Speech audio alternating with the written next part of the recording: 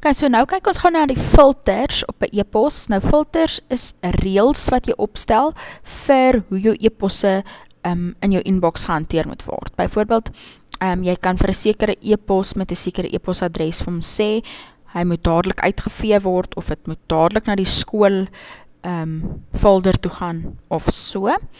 Kom ek wys vir julle waar mens dit doen. In Gmail, klik jy weer eens op die rad, en dan sê jy see all settings.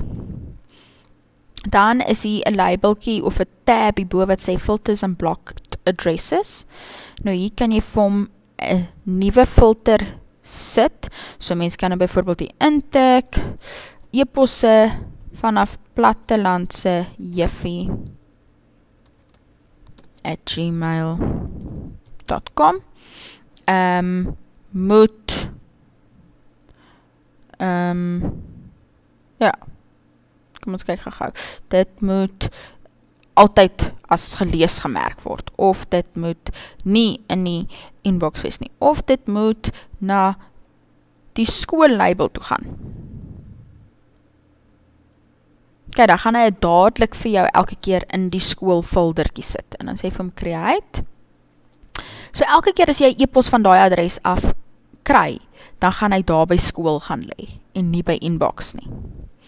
Okay, mens kan natuurlijk die label delete, of die filter delete ook.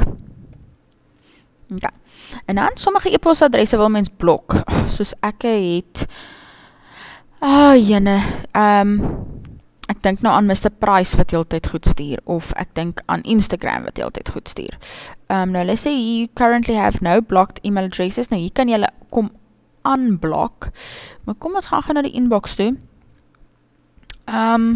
Ek wonder as mens nou hier regsklik op hom, of hier nie 'n blok opsie is nie.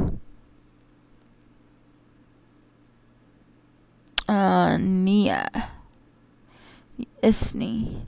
Sien, ek weet nie waar om hulle te blok nie. Ek het dit nog nooit gedoen nie. Kijk, kom ons gaan gou weer terug na settings toe. Ons kyk gou hier, filters and blocked email addresses. Kom ons sê gou create new filter. Kom ons sê weer plattelandse juffie @gmail.com.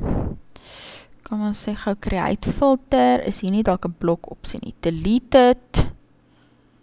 Nee, okay, is hier reg nie. Okay, ek weet nie waar om te blok nie, maar dit gaan daarom nie van jou gevra word in die eksamen nie. Maar ja, die labels is nogal, of die prioritisering, die reëls wat mens kan opstel, die filters, is 'n baie lekker ding om te kan doen.